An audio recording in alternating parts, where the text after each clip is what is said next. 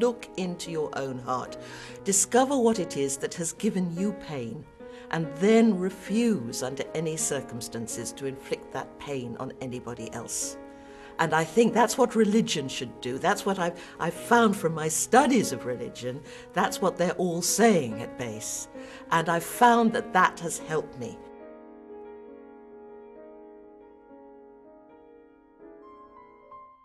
I'm Karen Armstrong. I'm a historian of religion, and I write about all religion. I left my religious order in 1969 when I was 24 years old. I'd been a nun for 7 years. There was a long period when I was suffering from an undiagnosed form of epilepsy. During that time, I learned what it was to be without hope, to feel that there was no future for me. I thought I was going to end up in the locked ward in a psychiatric unit. Then started learning about other world religions other than the Roman Catholicism in which I'd been reared, and that included Judaism and Islam. All the great world religions, without exception, including Islam, are based on a profound respect for the sacred rights of the individual, that human life is sacred, absolute, and inviolable. Any attempt to justify any kind of killing whatsoever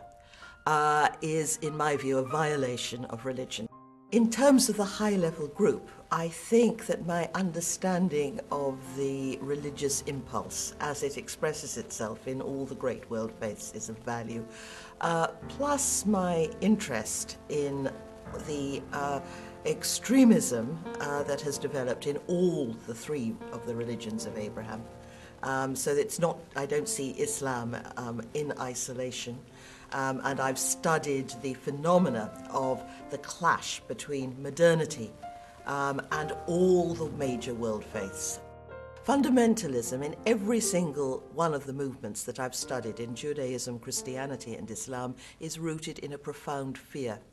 Every one of these movements is convinced that modern, secular, or liberal society wants to wipe them out. These fundamentalisms represent not a clash between civilizations, but a clash within civilizations.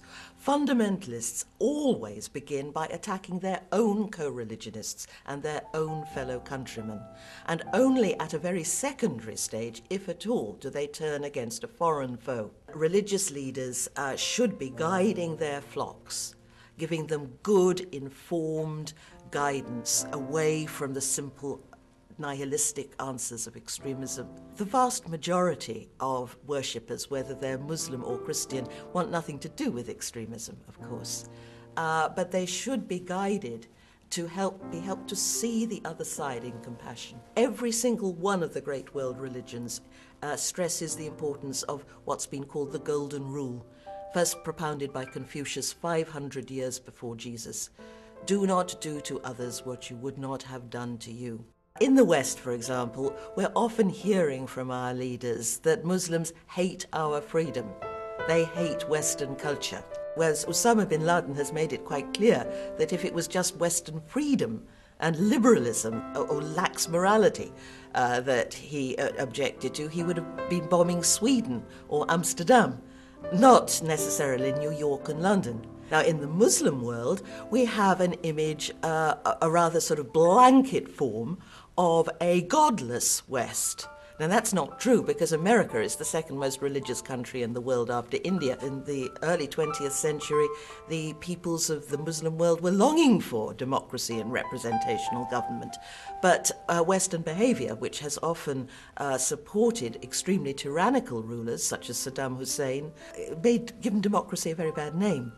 We have developed very, very skewed ideas of one another, and in both the West and Muslim world, we need to correct these narratives. And when our politicians tell us that they simply hate our freedom, for example, we need to say no and point out how we've got to this point. This has not come out of the blue through sheer atavistic ill will from a few disaffected terrorists. This has been a long historical process in the making, and that story has to be told too.